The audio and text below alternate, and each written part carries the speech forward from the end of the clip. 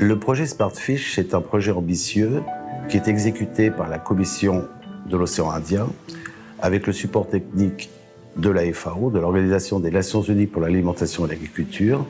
Ce projet bénéficie d'un financement conséquent qui est à hauteur de 37 millions d'euros et qui est mis à disposition par l'Union européenne. Smartfish travaille en priorité avec l'administration des pêches, le secteur privé et les communautés de pêcheurs. Mais il nous a semblé important de cibler aussi les enfants. Dans ce contexte-là, Smartfish, avec le projet Island, a décidé de financer une tournée d'un spectacle de marionnettes monté par l'association Et Demain sur le thème justement de la pêche, de la surexploitation des ressources marines et de l'environnement marin. Ce spectacle, appelé Dernières nouvelles de la mer, a tourné dans 8 pays bénéficiaires de Smartfish. La tournée a été l'occasion de faire ce documentaire qui présente à la fois les représentations et la réaction des enfants aux représentations et certaines des activités de Smartfish dans les 8 pays.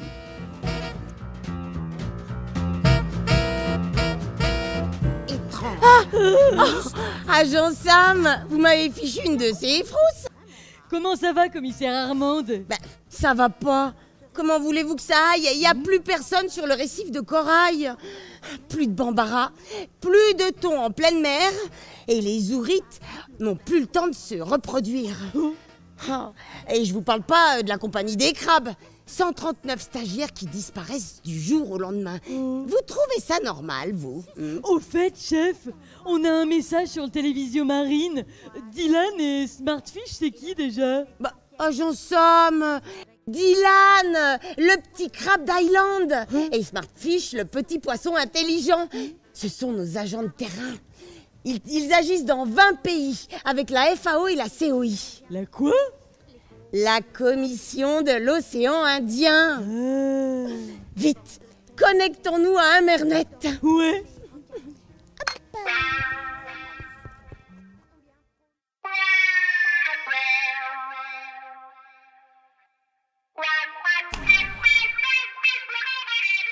Post-harvest losses mainly means fish that get thrown away or get sold at a reduced price because it's got already spoiled. So it means a loss in terms of economic term, in terms of contribution to food security of the fish. But one of the major problems is the lack of awareness about hygiene and the lack of recognition of the importance of good practices on handling fish. So we decided to work using video as a media to generate and to raise awareness about the importance of hygiene, because most of this fishing community are people that they don't know how to read. It's a video done by the beneficiaries. So the video is their video. It's a story called Usafi ni Pesa, that means hygiene makes money. And we then broadcast this video in over 45 landing sites in all Uganda, Tanzania, and Kenyan shores of Lake Victoria. And the message reached over 200,000 people in all this area. And we have launched it in a form of an awareness campaign with other activities, integrating other activities. And we baptized this campaign Clean Fish Better Life. Clean Fish Better Life is a mobile cinema campaign. So there is a minibus traveling in all these landing sites every day, mounting the big screen. So we did different activities connected to this participatory video campaign. So we are somehow bombarding an entire set of communities with radio, video, recipe book, table mats, kangas that are these traditional fabrics. The participatory video proven to be a very effective media for transmitting this educational message in their language, in their way to understand it, and written by themselves. So it really got absorbed.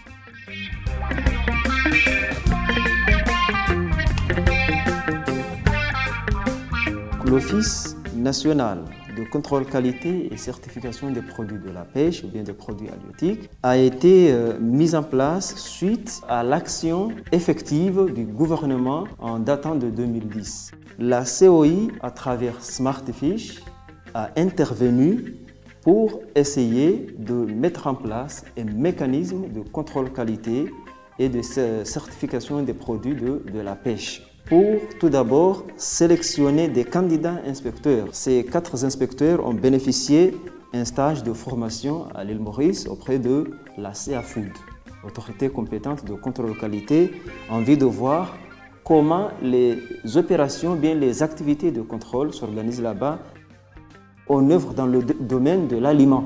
Donc il faut que les laboratoires dédiés à analyser, à contrôler les échantillons émanant des unités de transformation et conservation soient des laboratoires qui ont un label vraiment reconnu internationalement. Ici au Comores, ce genre de laboratoire n'existe pas. On a essayé de voir dans la région pour essayer de développer des partenariats. Ce que nous allons retenir par rapport au projet Smartfish, des formations et des appuis ont été donnés à l'Union des Comores en matière de gouvernance et surveillance de pêche et puis en sécurité alimentaire.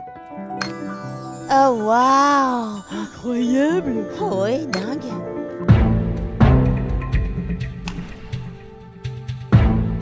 PRSP était établi par un agrément ministériel qui a mandaté la COI d'établir un plan régional de surveillance des pêches.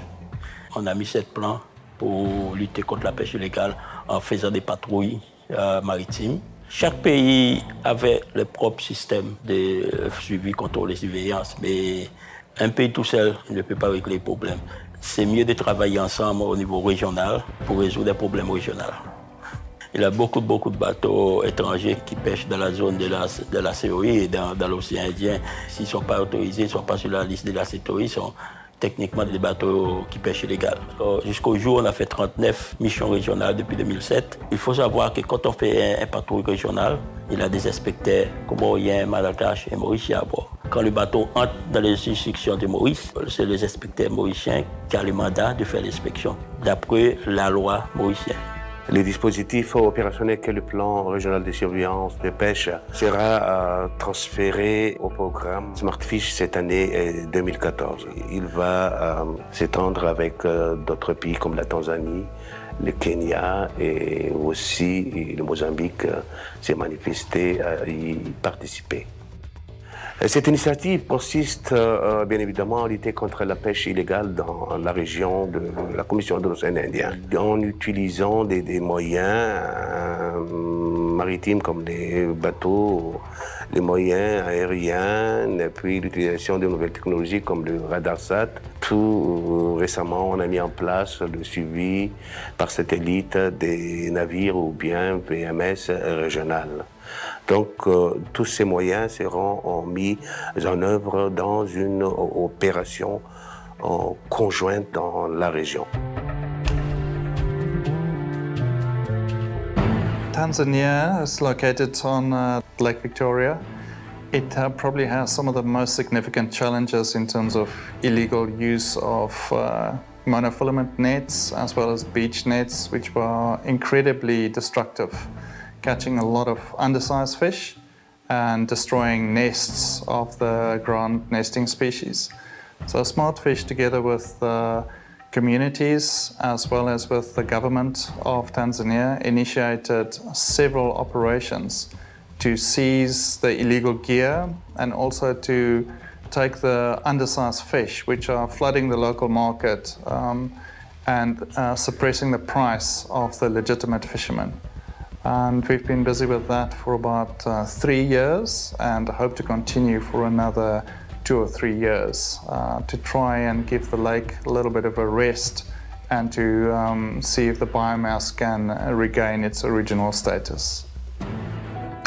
Oh bah dis donc, ils sont sérieux, hein? Ils doivent pas rigoler tous les jours.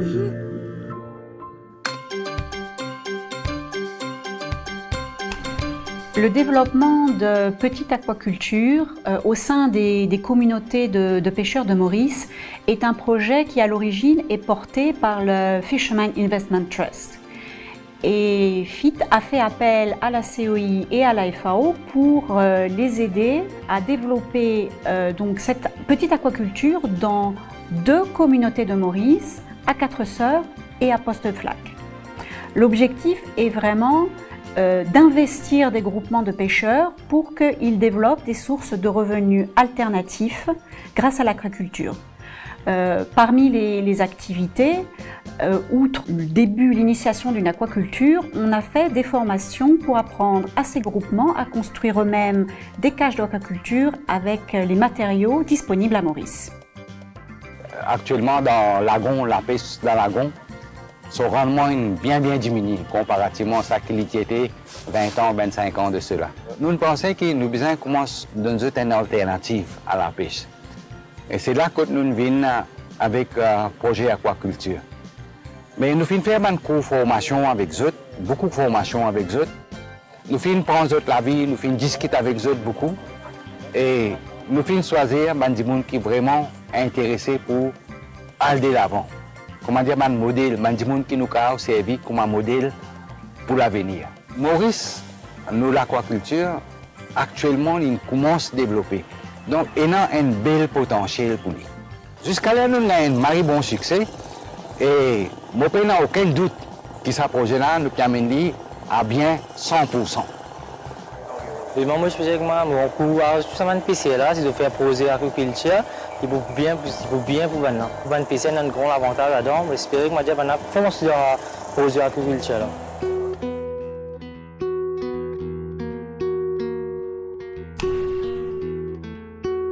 C'est une pêcherie difficile à gérer parce qu'elle est étalée sur probablement 600 km de côte. On s'est dit que ça valait la peine d'essayer de tenter une approche. Donc on a monté un projet avec une ONG anglaise qui travaille à Sainte-Luce pour essayer de mettre en place des voluntary no-take zones, donc des zones de non-prise décidées par les villageois, des périodes de clôture et le respect des tailles minimum. Et ils avaient compris qu'en fait, s'ils voulaient des langoustes pour leurs enfants, il fallait qu'ils fassent attention. Donc l'essentiel du travail de Smartfish a été de supporter la communauté de Sainte-Luce pour le développement d'une DINA. Une DINA, c'est une convention locale qui a un pouvoir de réglementation sur l'espace côtier maritime qui borde le village. Ce document est rédigé par l'ensemble de la communauté qui se met d'accord sur les règles à appliquer sur son territoire et elle est par la suite entérinée par l'administration nationale. Donc, d'un, vous avez la délimitation de la volontaire no-take zone. De deux, vous avez l'organisation des pêcheurs pour la capture des langoustes. Et de trois, vous avez l'instauration du DINA. C'est une illustration de la gestion communautaire de la pêche langoustière à Madagascar. Oh wow! Moi, ça me met dans une humeur de poète. Oh. J'aurais envie de dire des poèmes d'amour. Oh.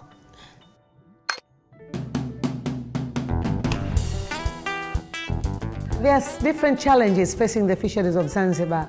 Previously, we had less fishermen than now. Even the population of the people in Zanzibar have increased.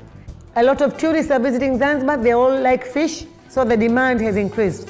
So hopefully the strategy will be a milestone and will help Zanzibar. We are undergoing processes to make a fisheries governance strategy and also review of policy, because our policy before we was together with the agricultural sector. So now it is Ministry of Livestock and Fisheries. Smartfish is going to support us in reviewing of this policy in order to have our fisheries policy and also fisheries governance strategy. When we have these tools, I think we can go well with the management of fisheries for sustainable future.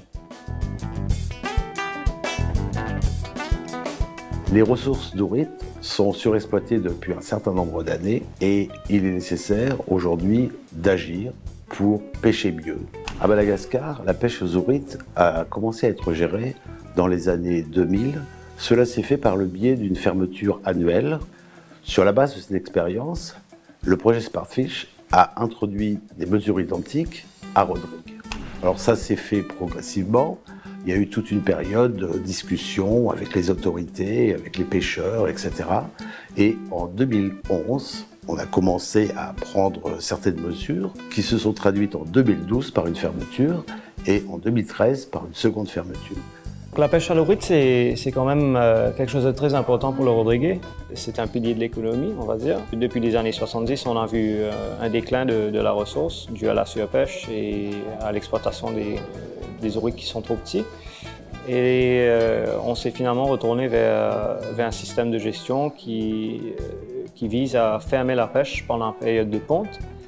Il y a un monitoring qui a été fait, financé par Smartfish, qui a montré que la taille moyenne des femelles a augmenté drastiquement, donc sortant de 800 grammes dans l'année précédente à plus de 1700 l'année suivant la fermeture. Les prises totales étaient dans les environs de 268 tonnes pour l'année de 2011. Et en 2012, donc l'année de la première fermeture, les prises ont monté jusqu'à 570 tonnes. Et la décision qu'il prend, c'était qu'il nous fait une fermeture, mais dans un travail alternatif pour faire. Ce n'est pas juste travail, mais aussi dans une formation. Donc c'est là que Smartfish sera en jeu. Que d'une finance, une ONG. Dans 4 choses, nous avons une formation dans les restes de côté marine. Expliquez un peu c'est quoi vraiment une oruite, à qui poids les adultes, les vrai produire. Et aussi l'idée c'est qu'il nous permet de diminuer la pression dans le lagon. Donc je reste dans la mer, mais je ne pas directement que je parle la pêche.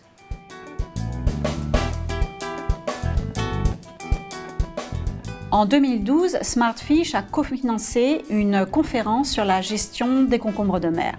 Cette conférence a été l'occasion de constater que les concombres de mer étaient surexploités dans tous les pays de l'ouest de l'océan Indien et même la pêche interdite dans un grand nombre de ces pays. Il y a 2 pays où la pêche est encore importante, ce sont les Seychelles et Madagascar, où Smartfish a décidé d'intervenir aux côtés de l'administration et des pêcheurs.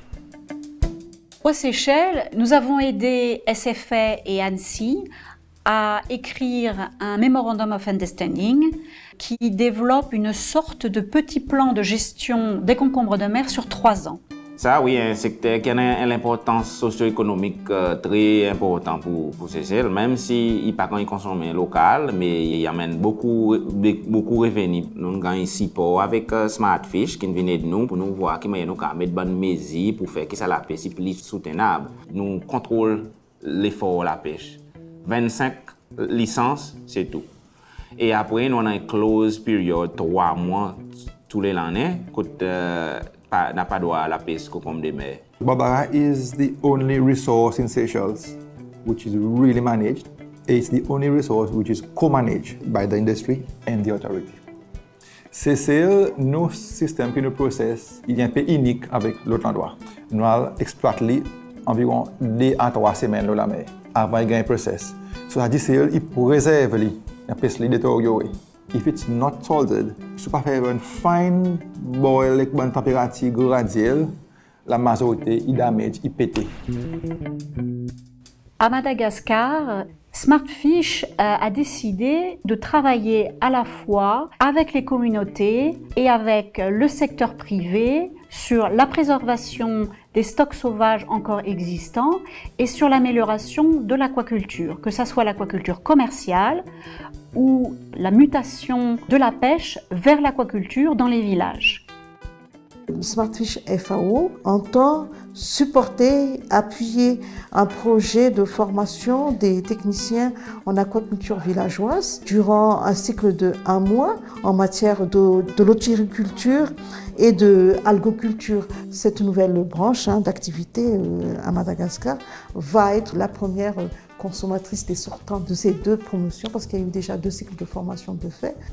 À l'IHSM, il y a 3 départements et c'est dans le département de formation où s'insère la formation des techniciens en aquaculture villageoise qui a été financée par la FAO Smartfish.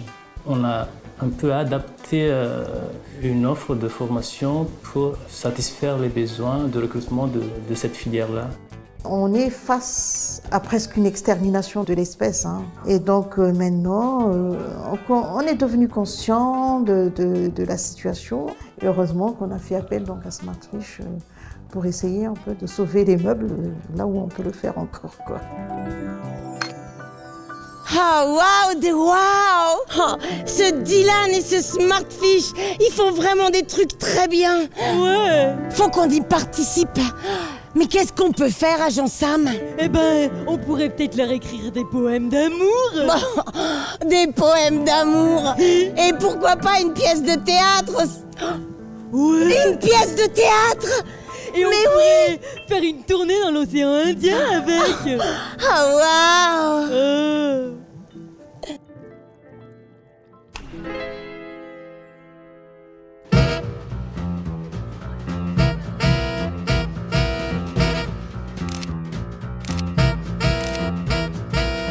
Étrange, mystique. Ce qu'on essaye de proposer dans tous les spectacles, c'est à la fois de l'information sur ce qui se passe réellement, une vraie information scientifique et surtout des pistes pour comprendre et pour construire l'avenir. Ressemble désormais à un lac endormi. Qu'est-ce qui se passe?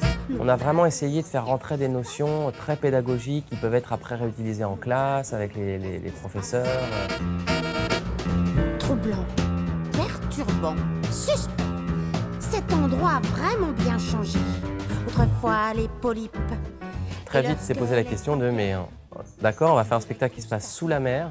Comment on fait rentrer la mer au théâtre? C'est quand même très spécifique. Et comment on peut faire pour rendre ça sensible? Avec les chirurgiens, les colonies d'oiseaux abritaient les oursins, les bandes de thon. Ici, le spectacle prend tout son sens parce qu'on est au bord de la mer, dans des îles, dans des endroits où les gens sont interdépendants avec la mer. Même si tous les enfants qu'on rencontre ne sont pas fils de pêcheurs, ils ont tous un rapport avec la mer. Vivaient en harmonie avec les Je ne peux que saluer cette initiative parce que ça permet aux jeunes enfants déjà de comprendre la problématique à leur niveau, donc dans leur langage, la problématique de surpêche, la problématique de pollution marine par exemple, les océans qui sont en train de se vider entre guillemets. Donc c'est très important qu'ils saisissent déjà l'enjeu de la situation actuelle. Anormal. So I congratulate the Island Project and the Smartfish Project to do something like this because you know the small children 7 years up to 15 etc. they are the one who will become the future users of the marine resources. So when they grew up by knowing what is the coral reef, what is fish, what is protected area.